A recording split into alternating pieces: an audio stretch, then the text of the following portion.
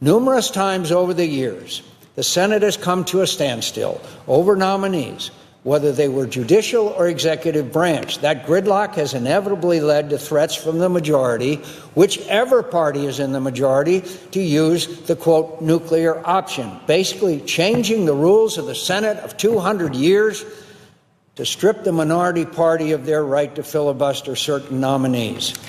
I've been privileged several times to be a part of a group of senators who were able to come together and negotiate agreements to end the gridlock surrounding nominees, avert the nuclear option, and allow the Senate to move forward with our work on behalf of the American people. I've had conversations with colleagues on both sides of the aisle in an attempt to once again come up with a way forward and avoid both a filibuster of Judge Gorsuch and the nuclear option. Sadly, I learned on Monday that those efforts had failed and that the Democrats had secured the necessary votes to successfully filibuster the highly qualified Supreme Court nominee for the first time in our history.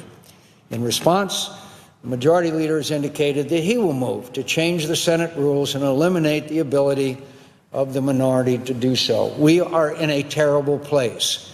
My colleagues should understand that this is a historic moment if we move forward with it. In 2013, then Majority Leader Harry Reid changed the Senate rules to eliminate the 60-vote threshold on most judicial and executive branch nominees. Those in my party, including me, were enraged. Rightly so. We warned that the Democrats would not be in control of the Senate or the White House forever, and that they would come to regret their actions. We were right. Their actions came back to haunt them. I believe our actions will haunt us as well. In an op-ed on November 27, 2012, Senator McConnell, knowing of the Democrats' plans to change the Senate rules in their favor, wrote this, and I quote, "A serious threat has been quietly gathering against one of our most cherished safeguards of liberty in our government, the right of a political minority to have a voice. Until now, this has always been the defining characteristic of the Senate. That's why all senators have traditionally defended the Senate as an institution, because they knew that the Senate was the last legislative check for political minorities and small states against the kind of raw exercise of power large states and majority parties have always been tempted to wield. The threat I'm referring to is the effort by some Democrats, most of whom have never served a day in the minority, to force a change in the Senate rules." How soon we forget. My own colleagues on this side of the aisle to remember our own words and heed our own warnings. We will not control this body forever. We will not hold the White House in perpetuity. What we are poised to do at the end of this week will have tremendous consequences, and I fear that someday we will regret what we're about to do. In fact, I'm confident we will. Having said that, Mr. President, it's hard for me to keep a straight face when I hear the current righteous indignation coming from the other side. After reading the comments some of my Democrat friends made in 2013, it's difficult to have much sympathy for where they find themselves today. Elections have consequences, my friends. Elections have consequences. And I hope my colleagues on both sides of the aisle keep this in mind.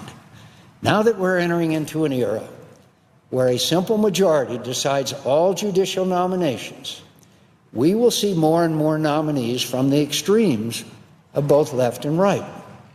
I do not see how that will ensure a fair and impartial judiciary. In fact, I think the opposite will be true, and Americans will no longer be confident of equal protection under the law. When then Majority Leader Reid changed the Senate rules in 2013, there was no one more critical of his actions than the senator who stands before you now. I fought hard to convince my colleagues of the damage those changes would do to this body. I did so because I love the Senate. I revere this institution and the place it holds in our system of government. It is imperative that we have a functioning Senate where the rights of the minority are protected regardless of which party is in power at the time. While what happened in 2013 was infuriating to our side, it was also heartbreaking.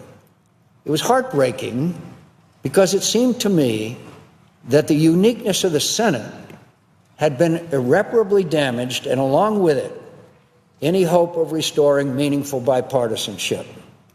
The unprecedented nature of the Democrats' filibuster of a Supreme Court nominee has left me in the difficult position of having to decide whether to support finishing what Harry Reid and the Democrats started in 2013 and eliminate the 60-vote threshold on Supreme Court nominations.